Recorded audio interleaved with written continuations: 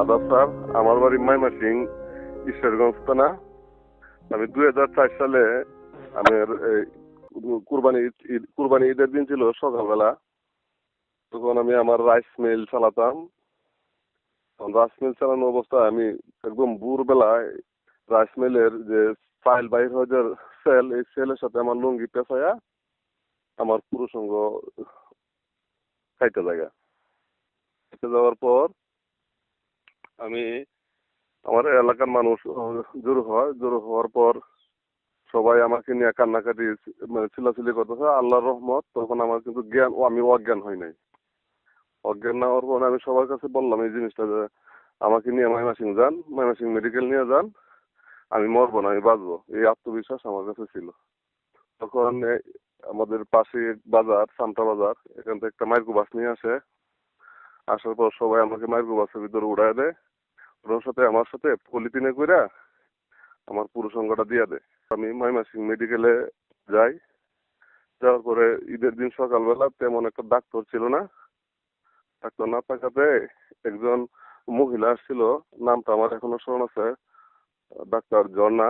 উনি যখন আমার এই জায়গার কাপড় চোপড় সরাইতে চায় তখন আমি লজ্জা বোধ করি।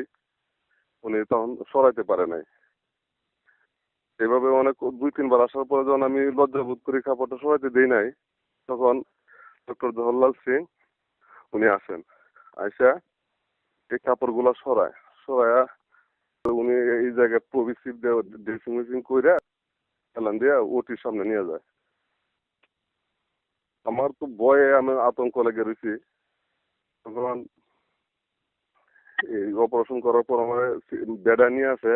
জ্ঞান ফিরার পরে স্যার আমার কাছে অনেক আশ্বাস দেয় যে আপনার কিছু হবে না, মানে এই ধরনের অনেক কিছু বলে। 3 দিন পর আমার যখন ড্রেসিং এই যে বেন্টিস গুলা খোলার পর দেখি আমার এই অবস্থা, আমার কিছুই নেই। যে আমার পেনিসও নাই, আমার অন্য কুচুগুলাও নাই। তখন আমি স্যারে বললাম, স্যার এ কি অবস্থা? স্যার আমাকে আমার বুকের উপর হাত রেখে বলে, কোনো ভয় নাই, সবকিছু আমি রাখছি, তোমাকে এক সময় সবকিছু ফিরাই দিব। তখন আমার আমার তো মানে কলিজা দরপর করতে যায়। এই যে অবস্থা দেখলাম, আমি কেমনে কি, আমার জিন্দগি কেমনে কি হবে তে। তখন স্যার আমাকে বলছে, তোমার সবগুলো জিনিস আমি গুছায় গাছায় রাখার পর সুস্থ হওয়ার পরে আমার নাভির নিচ দিয়ে চামড়ার ভিতর দিয়ে আমার যে পেনিসের যে রোগগুলা এবং এই প্রস্রাবের যে পাইপটা, এটা এই জায়গায় স্থাপন করে। আমি 3 মাস এইভাবে ক্যাথেটার ব্যবহার করি। কিন্তু আমি স্যার, আমার বড় ভাই স্যারের সাথে সবসময় যোগাযোগ রাখছে, আমার আব্বা আম্মা স্যারের সাথে সবসময় যোগাযোগ রাখছে। এক পর্যায়ে তো আমার এই জায়গা থেকে ময়মনসিং থেকে রেফার করেছে ঢাকা হাসপাতালে। কিন্তু আমরা স্যারের পিছু ছাড়ি নাই। স্যারের পিছু না ছাড়ার পরে স্যারের সাথে সবসময় যোগাযোগ রাখছি, সেগুলো বলছি যে স্যার এই জিনিসগুলো আপনি গুছায় রাখছেন, একমাত্র আপনিই জানেন এটার ভালো মন্দ। হঠাৎ করে অন্য এক স্যারের কাছে যাবো, অন্য ডাক্তারের কাছে চিকিৎসা নেওয়ার পরে এটা এটা কোন ভাবে আছে বা না আছে এটা ওই স্যারে জানেন, এটা আপনি ভালো জানেন, আপনি করবেন। তখন স্যার বলছে যে আমার যেহেতু আপনি অপারেশন করেন, আমি তো ময়মনসিং ঢাকা পিজিতে বদলি হয়ে গেছি গা, তা আমার যে অপারেশন করে ঢাকা চলে যাইতে হইব। আমি স্যার আপনি বাংলাদেশে যে কোনো প্রান্তেই যান, আমি স্যার আপনি ছাড়বো না স্যার, আমি আপনার পিছু নিব, আপনি চিকিৎসাটা করবেন। পরে স্যারের পরামর্শে আমি টাকা পয়সা জোগাড় করে ঢাকা গোলাপবাগ মনোয়ারা জেনারেল হাসপাতালে আমি ভর্তি হই। ওই হাসপাতালে তখন স্যার আমাকে একটা রুমে নিয়ে যায়। রুমে নিয়ে যাওয়ার পরে আমি বুঝতে পারি আমাকে একটা ইঞ্জেকশন করে একটা মানে 7 থেকে 8 ইঞ্চি লম্বা এরকম একটা গোল একটা জিনিস আমার হাতে দেয়। আর আমারে বলছে যে আরেকটা হাত আপনি ওই জায়গায় নেন, দেখেন আপনি ওই জায়গাটা ফুলছে কিনা, মানে সেক্স আসছে কিনা। তখন আমি নিয়ে দিই, আমি বলছি স্যার ঠিক আছে, ওইটাও যেরকম আমার ওইটাও এরকম। তখন স্যার বলছে যে আলহামদুলিল্লাহ। আমি আমি স্যার যখন আলহামদুলিল্লাহ বলছে তখন আমি আমার মনের মধ্যে একটা সাহস বা এই যে আমার মনের মধ্যে একটা অন্যরকম একটা ফিলিংস আসছে যে স্যার যদি আলহামদুলিল্লাহ বলে থাকে তাহলে নিশ্চয়ই আমি সুস্থ হব। তখন স্যার আমার অপারেশন করে। অপারেশন করার পর আহ, এই জায়গায় আমার স্কিন লাগায়, স্কিনটা নষ্ট হয়ে গেছে। আবার দ্বিতীয়বার আবার অপারেশন করে। অপারেশন করে আমি তো আলহামদুলিল্লাহ আমি সুস্থ হই। স্যার পিজিতে ডিউটি করে, আর প্রতিদিন আসতেন আমার দেখতে। সন্ধ্যার আগে কোনো সময় রাত্র হইতো, স্যার আমার না দেখে বাসায় যেতেন না। তো ওই স্যার আসার পরে আমি, আমার বাবা একদিন হাত ধরে বলছেন যে স্যার আমার ছেলেরা কি স্যার বিয়ে শাদী করতে পারবে? তখন আমার স্যার এত আশ্বাস দিয়েছেন যে আপনার ছেলে যদি আপনার এলাকায় বিয়ে না দেয়, তাই আমার এলাকা খুলনা বাগেরহাট নিয়ে হলো আমার আমার এরশাদকে আমি বিয়ে করাবো। এতটুকু আত্মবিশ্বাস নিয়ে এরশাদের অপারেশনটা আমি করছি। তখন আমার আব্বা আমার আম্মা মানে একটা দীর্ঘশ্বাস স্যারকে খুশি, মানে স্যারে বলছে স্যার আপনি আমাদেরকে খুশি করবেন কিন্তু আমরা তো আপনাদেরকে খুশি করতে পারবো না।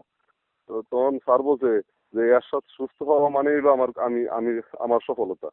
আল্লাহর রহমত আমি সুস্থ হয়েছি। স্যারের ইতিহাস আমি সারাদিন, আমি একটা দিন ধরে যদি স্যারের প্রতি শুকরিয়া আদায় করার জন্য কথাবার্তা বলি, তো শুকরিয়া আদায় করে স্যারের প্রতি শেষ করতে পারবো না।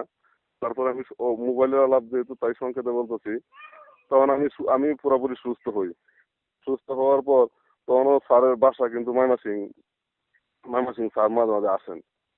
আমি যতটুকু জানতাম যে স্যারের বাসা ময়মনসিং ছিল। তো প্রায় সময় আমি ময়মনসিং স্যারের সাথে সাক্ষাৎ করতাম। তারপর এই দেয়া সাক্ষাৎ করতাম, ঢাকা পিজিতে উনি ময়মনসিং আসতো।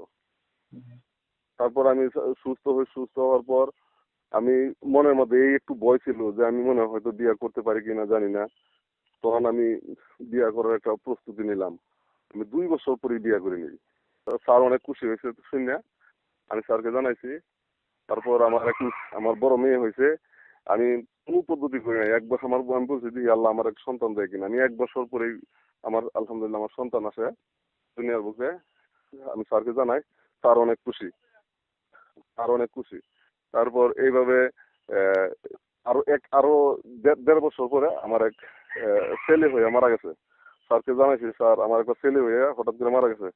স্যার আরো খুশি হয়েছে, কিন্তু স্যারে বলছে যে আপনার ছেলেটা থাকলে তো আরো ভালো হইতো, তাহলে আপনার সুখী পরিবার হয়ে যেত। স্যার আমার সাথে এভাবে অনেক স্যারের সাথে কথা বলতাম। হঠাৎ করে আমার জীবনে একটা কাল হয়ে আসছে। আমার আমরা গরিব মানুষ। আমার একটা ঘর ছিল, ঘরটা যখন ভাঙি স্যারের নাম্বারটা আমি হারিয়ে ফেলি। তখন কিন্তু 2005 সাল, সবার কাছে মোবাইল ছিল না। কাগজের মধ্যে নাম্বারটা লেখা ছিল, 10 মিনিট কথা বলতাম। তখন স্যারের নাম্বারটা আমি হারিয়ে ফেলছি। তাদের সাথে আর আমি যোগাযোগ করতে পারিনি। বিগত 10 বছর পর আমি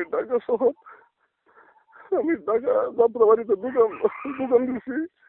দোকান দেওয়ার পর আমি এই যে স্যারের খোঁজাখুঁজি করি, কোনো জায়গায় পাই নাই। আমি একবার শুনছিলাম যে স্যার ঢাকা পিজিতে বদলি আসছিল। পিজির সামনে এমন দিন গেছে আমি যে 1 দিন 2 দিন আমি দাঁড়ায় রয়েছি যে স্যারের চেহারাটা কি আমি পাই কিনা। কিন্তু স্যার আমি কোনো জায়গায় খোঁজাখুঁজি করতে পাইছি না। মোবাইলে অনেক সার্চ দিছি স্যারের নামে, ডক্টর জওহরলাল স্যারের নামে কোনো আইডি আমি পাই নাই। না পাওয়ার পরে এভাবে খুঁজতে আমার এক বন্ধু, সে মোবাইল সম্বন্ধে অনেক বুঝে, মোবাইল সম্বন্ধে অনেক বুঝে, তারে বললাম যে ভাই আমার আমার এরকম কলিজার টুকরা, আমার জীবনের সবচেয়ে বড় ব্যক্তি যার আমি হারায় ফেলছি, তার নাম্বারটা আমার কাছে নাই, আমি খুঁজে পাই না। ডক্টর লোকের নাম কি? আমি বলছি ডক্টর জওহরলাল সিং। বলছে আমার বন্ধু আমার বলছে এত মন ভেঙে পড়ো না, একজন বড় মাপের ডাক্তার, অবশ্যই তারে মোবাইলে খুঁজলে অবশ্যই পাবো। মোবাইলে খুঁজতে এভাবে আমি অনেক দিন খুঁজেছি। খোঁজার পর একদিন হঠাৎ করে আমার বন্ধু বলছে তোমার ডাক্তারে পাইছি। আমার মনে হয় যে পুরো আকাশটা ভাঙ্গে আমার মাথার উপরে পড়ছে যে আমার স্যার আমি পাইছি। গেছি আমি, তখন আমি জিজ্ঞাই না যে আমার স্যার তুমি কই পাইছো, সে বলছে আমি পাইছি। তখন সে বলতেছে যে ঢাকা গ্রিন লাইন হসপিটালে স্যার বসেন। গেছি গ্রিন লাইন হসপিটালে, ডাইরেক্ট স্যারের চেম্বারের সামনে গেছি। চেম্বারের সামনে গিয়া দরজার সামনে দাঁড়ানো, ওনার একজন সহকারী। আমি বললাম যে আমি একটু স্যারের সাথে সাক্ষাৎ করতে চাই। তখন উনি আমার অনেকবার আল্লাহ দেখা দিচ্ছে যে বলছে যে অনেক রুগীর চাপ। আর আমিও দেখছি যে এনে মনে হয় প্রায় 1-1.5 রুগী আছে। আমি বলছি আমার স্যারের সাথে সাক্ষাৎ করতে হবে। না এনে অনেক রুগী আছে, আপনি হঠাৎ করে আপনার সিরিয়াল দেওয়া যাবে না। আমি ওনার সাথে অনেক পারাপারি করে আমি বলছি যে আপনি এক পর্যায়ে আমি ওনার সাথে রাগারাগি করছি যে আপনি যদি এই মুহূর্তে আমার স্যারের সাথে সাক্ষাৎ করতে না দেন তাহলে আমি আপনাকে ধাক্কা দিয়ে আমি ভিতরে ঢুকতে বাধ্য হবো। উনি বলছে যে আপনি কোথা থেকে আসছেন? আমি বলছি যে আমি ময়মনসিংহ ঈশ্বরগঞ্জ থেকে, আমি পিএনএসসির একজন রুগী। স্যারে বললেই হবে যে আমার নাম এরশাদ, ময়মনসিংহ ঈশ্বরগঞ্জ থেকে এই এরশাদ নামে একটা ছেলে আছে, তুমি ওনার কাছে বললে আমার রিসিভ করবে। তো উনি বলছে যে এরশাদ নামে একটা লোক আপনার দেখার লাগে, আপনাদের সাক্ষাৎ করার লাগে অনেক পারাপারি করতেছে, আপনি কি বলেন? স্যার বললে স্যার আমার বলছে যে উনার তাড়াতাড়ি আসতে বলো। আমি আমি আমার মনে হয় যে আমি হারানো কি দন যে পাইছি আমি বলতে পারি না। আমি স্যারের পায়ে ধরিয়া শুক্রিয়া আদায় কি করুন, আমার কলিজাটা ফাঁক হয়ে যায়। আমি স্যারের পাইছি, স্যারের পায়ে ধরিয়া স্যারের জড়ায় ধরিয়া অনেক কান্নাকাটি করেছি, করে স্যারের সাথে সাক্ষাৎ করছি। এরপর থেকে স্যারের সাথে আমার যোগাযোগ আছে। এখন বর্তমান অবস্থা হলো আমার আমার 2 মেয়ে 1 ছেলে। আমার 9 বছরের একটা মেয়ে রোড অ্যাক্সিডেন্টে মারা যায়, মাদ্রাসায় পড়তো, রোড চালানোর সময় অ্যাক্সিডেন্টে মারা যায়।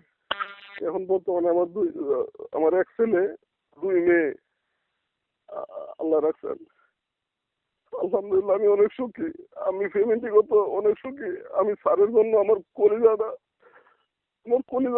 অন্তঃস্থল থেকে স্যারের আমি দোয়া করি।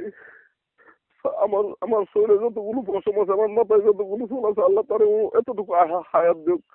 আর বাংলার মধ্যে সর্বোচ্চ বড় ডিগ্রি আমার স্যার অর্জন করুক, এতটুকু আমি আল্লাহর কাছে সবসময় ফরিয়াদ করি। আল্লাহ আমার স্যাররে তুমি বিশ্বের মধ্যে শ্রেষ্ঠ একজন ডাক্তার হিসাবে আখ্যায়িত করুক।